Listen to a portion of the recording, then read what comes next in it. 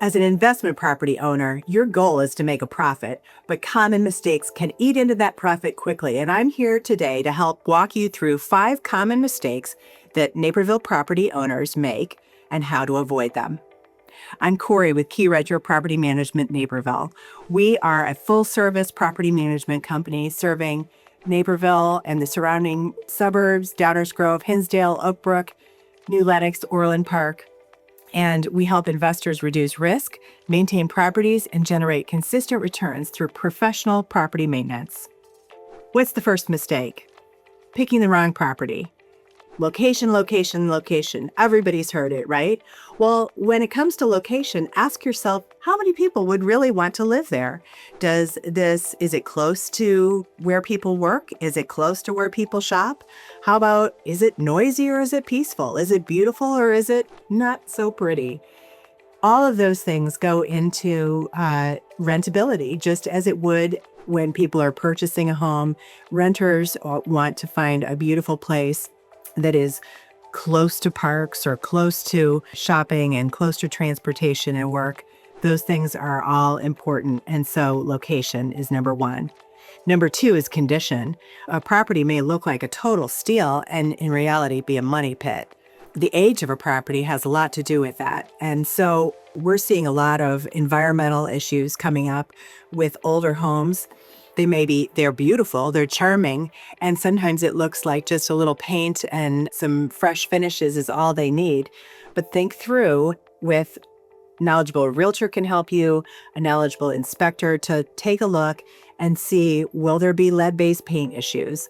Is there likely asbestos? How about old or faulty wiring and plumbing? Those things can turn something that looks like a quick and easy project into something that is kind of a nightmare overnight, and it's an important thing to consider. The third issue is price point. So when you're purchasing a property, you don't want it to stretch you so much that you're not able to keep up with the repairs and the maintenance that property needs. Yes, it's important to be able to get a tenant in quickly and keep that property, the vacancy rates low. However, there is some downtime when you have a rental, and there is some time in between tenants or when you're making repairs or making improvements in the property. And so it's important to make sure that you have the money to pay for contractors and to cut down on those vacancy rates and get somebody back in there as quickly as possible and not be strained because you're not able to make that monthly nut. The second big mistake is picking the wrong tenant. And boy, if you can get the right property and the right tenant, you are more than halfway there in terms of a really successful rental experience and landlord experience. Picking the right tenant, though, can be tricky, and it takes a lot of work. Don't skip the screening. Take the time to check the background, check the income, check the credit, check the pets. There are ways that you can verify all of those things and do the extra steps to call the previous landlords and go a little bit deeper to find out what has the experience been of this tenant in the past before you place them in your home, in your rental property. It is not fun to get them out, and so getting them in, the right person in the first time is worth its weight in gold. And it is important to take the time to go through the proper screening. The third question is, or the third mistake that people make is neglecting property inspections. So I want to encourage you to take the time to do that move-in inspection and make sure it is thorough. Videotape everything before someone moves in.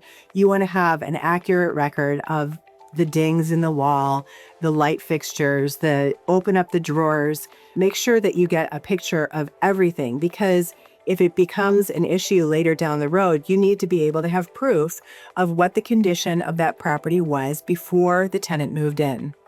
Then after they've moved in, some sort of a mid-lease inspection is also a really good idea to see how things are going. But you don't want to bug the tenant with constant showing up and constant inspections. So it's important to weigh that. And 1 or 2 inspections a year is really enough to make sure that the property is being maintained And sometimes that can be woven in with a seasonal inspection so that you're servicing the tenant as well as yourself as the landlord, and making sure that the furnace filters are changed, and making sure that the furnace having a tune-up or an air conditioning tune-up. Those are seasonal inspections that make sense for you to go out and to inspect the property mid-lease without feeling like you're peering over the tenant's shoulder and invading their privacy. It's a reasonable maintenance issue, and it's maintaining the property. It's reasonable, but it's also a great opportunity to see how that property is being maintained. And then, of course, there's the move out, which is also essential, that you get in there and you get the photos again to make sure that you can document any kind of issues, that if there is any damage that needs to be fixed, and what are the expenses that are landlord expenses and what are the ones that are tenant expenses. And proper documentation is so important. Before we go to mistake number 4 and 5, let me just tell you a little bit about Keyrenter Property Management Naperville. We are here to help landlords have a profitable experience and manage their assets and grow their portfolios if that's what they want to do. We don't sell real estate. We don't compete with realtors, but we do look with the idea that this is your asset. And in many cases, you've chosen to have rental properties so that it could be passive income. And we know that it's not passive if you have to take the midnight maintenance calls and chase after paperwork. And so we take care of all of that for you and turn rental properties into mailbox money. Mistake number 4, delayed repairs. My grandma used to say, a stitch in time saves 9. I don't do a lot of mending these days, and so it almost seems like a lost piece of wisdom. But the truth is, a small water leak, a broken seal around the toilet is an easy fix if it's taken care of right away. But if it's left untouched and months go by, there can be mold, wood rot, and it turns into major costly repairs, perhaps a whole new ceiling, perhaps damage down at the floor below. So take care of the maintenance quickly, and building a relationship with the tenant so that those things get reported quickly is something you want to incentivize. It's not just the inside of the house that you want to make sure is repaired quickly either. It can be maybe outside, maybe a gutter downspout has been removed and that needs to be replaced so that the water is going out away from the home instead of pooling next to the foundation.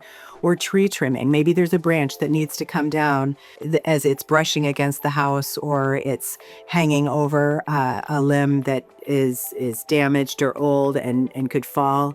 You want to get those things taken care of. So take care of it quickly, take care of it early, and save yourself lots of headaches and future expense.